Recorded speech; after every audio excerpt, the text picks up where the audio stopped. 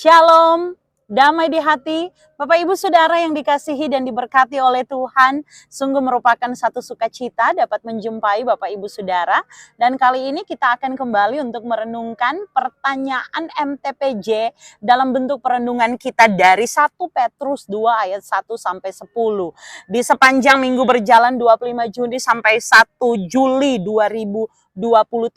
Dan di sepanjang minggu berjalan ini kita akan dihentar dengan tema mingguan, jadilah batu penjuru yang hidup untuk pembangunan iman. Namun sebelumnya mari kita berdoa.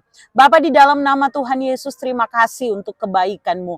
Engkau Tuhan yang memperkenankan kami ada dan menikmati hidup sampai saat ini. Kami minta hikmat Tuhan agar diskusi kami melalui pertanyaan MTPJ dalam renungan mingguan dapat memotivasi kami untuk hidup seperti Tuhan, mengasihi Tuhan dan melayani sesama. Terpuji namamu Tuhan. Dalam nama Tuhan Yesus kami berdoa. Amin. Baik, langsung pada pertanyaan yang pertama. Yes. Apa pemahaman saudara tentang batu penjuru yang hidup untuk membangun iman menurut 1 Petrus 2 ayat 1 hingga yang ke-10?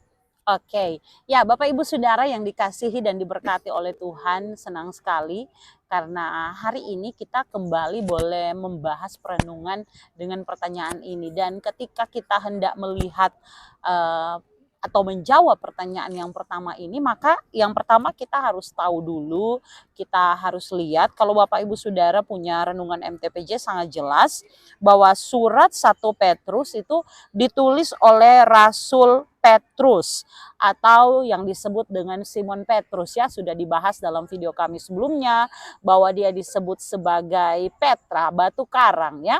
Dan Petrus adalah orang yang sangat berperan dalam gereja mula-mula ketika dia mendirikan, ya, pertama kali ketika oleh dia banyak orang mengenal Kristus, memberi diri untuk bertobat dalam pengenalan, kerinduan pengenalan akan Yesus Kristus. Sehingga ketika kita membaca bagian ini kita menemukan surat Petrus atau 1 Petrus yang menjadi bacaan kita. Di sini Petrus sendiri dibantu oleh Silas sebagai juru tulisnya. Dan mereka kemudian mengirimkan ini untuk orang-orang Kristen yang pada waktu itu disebut sebagai orang-orang buangan, orang-orang pendatang yang tersebar di provinsi Asia Kecil, di Kekaisaran Romawi atau di Turki di zaman modern. Dan Petrus sendiri menyapa mereka dalam 1 Petrus 1 ayat 2, mereka itu adalah orang-orang yang dipilih. Sehingga konteks bacaan saat ini Petrus mau mengajak pembaca pada waktu itu, jemaat pada waktu itu, orang-orang Kristen pada waktu itu untuk melihat di tengah tekanan, di tengah cercaan bahwa mereka itu hanya seorang pendatang, mereka justru ketika mereka mengalami penderitaan, mereka mengalami pergumulan, mereka justru harus melihat dan meneladani Kristus sebagai sang batu penjuru. Dia batu penjuru, dia dimuliakan, dipilih oleh Allah menjadi juru selamat, dan dia adalah juru selamat itu sendiri. Tetapi kita menemukan bahwa Yesus sendiri dalam pelayanannya yang singkat di dunia, dia ditolak oleh banyak orang. Dia tidak diterima. Dia adalah batu penjuru, artinya untuk membangun satu bangunan dia sangat penting. Dia adalah batu penjuru yang menunjuk pada kokohnya suatu bangunan, tetapi dia sendiri mengalami penolakan. Bagaimana dengan orang-orang yang dipilih sebagai orang-orang percaya, orang Kristen? Penolakan adalah sesuatu yang akan sangat mudah, harus bisa dihadapi, pastinya adalah sesuatu yang biasa pastinya. Karena itu ketika pertanyaan ini menunjuk pada teks kita 1 Petrus 2 ayat 1 sampai 10 ini, maka kita melihat bahwa yang paling harus kita lakukan, saya rasa bahwa kita orang yang dipilih, pertama buang segala kejahatan, tipu muslihat, segala macam kemunafikan, kedengkian, fitnah, orang yang seperti bayi yang merindukan susu yang murni, yang merindukan firman. Dan kerinduan akan firman akan membuat dia itu menolak atau membuang setiap perbuatan-perbuatan yang tidak berkenan kepada Tuhan. Dan karena itu hatinya tertuju kepada Tuhan. Kristus adalah teladannya sebagai batu penjuru. Dan di tengah pergumulan dan tantangannya dia tetap akan berpusat kepada Kristus. Mungkin itu. Oke, baik. Kita langsung ya pada pertanyaan kedua. Di pertanyaan kedua ini, mengapa kita harus menjadi batu penjuru yang hidup dan keteladanan Yesus Kristus? Oke, jadi batu penjuru ini bagi Petrus menunjuk kepada suatu dasar bagi bangunan yang kokoh. Sehingga mengapa kita perlu? Karena rasanya sebagaimana jemaat yang ada dalam konteks bacaan ini, pergumulan itu akan selalu dihadapi oleh orang percaya, termasuk di dalamnya penolakan. Dalam konteks mereka sebagai orang-orang pendatang, pastinya mereka akan menemukan orang yang menganggap mereka adalah orang-orang yang bukan selevel, orang-orang yang di luar mereka ya. Tetapi melihat bacaan ini, maka sekali lagi teladannya adalah Yesus Kristus, dia sendiri. Dia Allah datang ke dunia jadi sama dengan manusia, turun ke dalam kerajaan maut. Dia mengosongkan dirinya, kenosis dari anak Allah, dari tempat maha tinggi jadi sama dengan manusia. Kita melihat di sini saja sudah menunjukkan sebuah kerendahan hati yang tidak dapat dibandingkan dengan apapun. Sebuah kesediaan diri meninggalkan keakuan demi menjadi Tuhan dan Juru Selamat. Sehingga kita yang percaya kepadanya, kita justru harus meneladani setiap hal baik yang dia inginkan dalam konteks bacaan di saat ini. Berarti bagaimana kita ini menjadi, mungkin kita ditolak oleh orang-orang di sekitar, kehadiran kita mungkin dianggap sebelah mata oleh orang-orang sekitar, tetapi kita membawa manfaat, membawa faedah, bahwa kehadiran kita akan mengokohkan persekutuan, kehadiran kita akan mengokohkan sebuah bangunan rohani, dan melalui kehadiran kita orang-orang akan makin bertumbuh dalam pengenalan yang benar akan Allah. Seperti itu. Oke, saya tambahkan sedikit ya, mengapa kita ini orang percaya harus meneladani Yesus ya. Betul. Pertanyaan ini bukan pilihan ya Bapak Ibu Saudara. Sekali lagi, pertanyaan ini bukan pilihan. Tapi ini adalah perintah yang wajib, yang harus kita lakukan.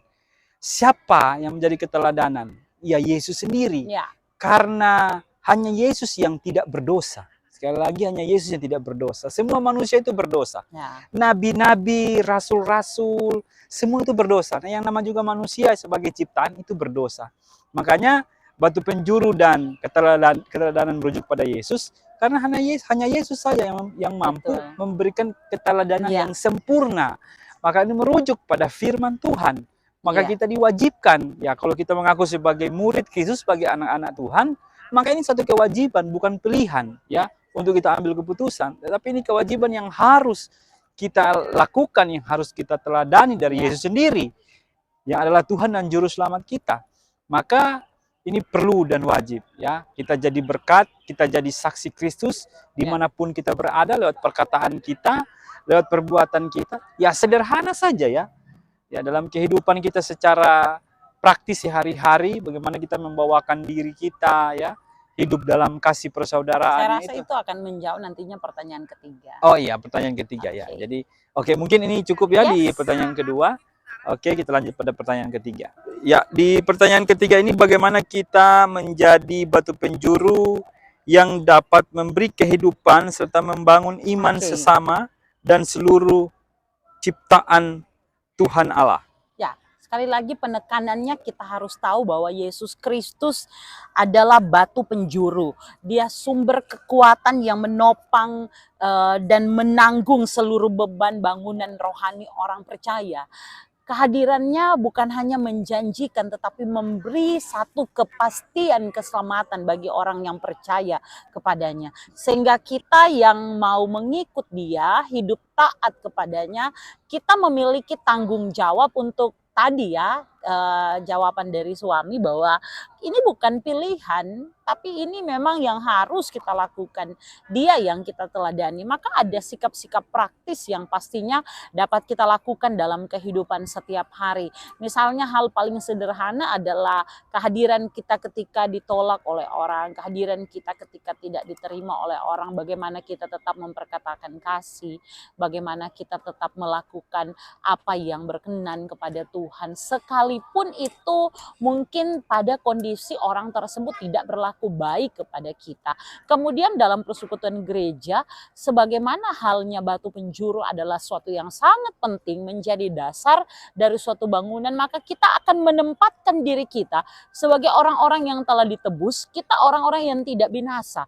Ketika dosa mengharuskan kita binasa, kita kini telah diselamatkan oleh belas kasihan Tuhan. Maka kita juga dipanggil untuk dapat menjadi orang-orang yang membawa manfaat dalam persekutuan gereja itu sendiri, termasuk di dalamnya apa hal-hal baik yang dapat kita buat bagi pelayanan gereja Tuhan, pelayanan yang kita lakukan dengan tulus, pekerjaan baik yang kita buat, sekalipun dalam tekanan, tetapi kembali ya, sekalipun dari keinginan-keinginan untuk mengikuti keakuan dalam aturan-aturan berorganisasi, tetapi kembali lagi bahwa patokan kita adalah firman, Kristus sebagai teladan. Kristus sendiri pernah ditolak, dan kalau kita berbeda pendapat dengan orang-orang dalam komunitas gereja sekalipun, maka kita akan bayar harga itu untuk tetap mau setia kepada Tuhan. Itu dari saya. Oke.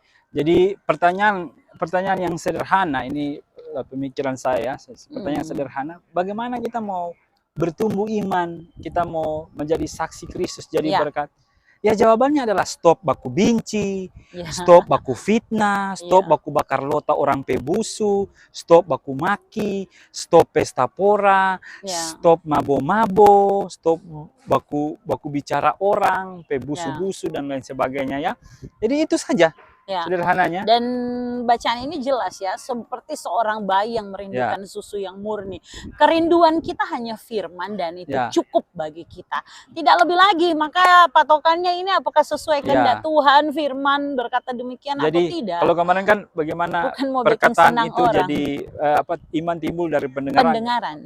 Perkataan firman ya memperkatakan firman itu menjadi saksi ya. Kasih tahu bahwa Yesus itu Tuhan dan Juru Selamat kepada mereka yang belum percaya ya. Kemudian ya stop tadi itu baku cerita busuk, baku benci, baku dengki, baku fitnah, itu stop. Mulai sekarang ambil keputusan Bapak Ibu, komitmen untuk memperkatakan firman. Kalau orang memperkatakan firman, artinya orang jadi berkat. Nah, jadi berkat itu Tuhan Yesus tahu, Tuhan Yesus melihat, maka orang akan diberkati kehidupan orang.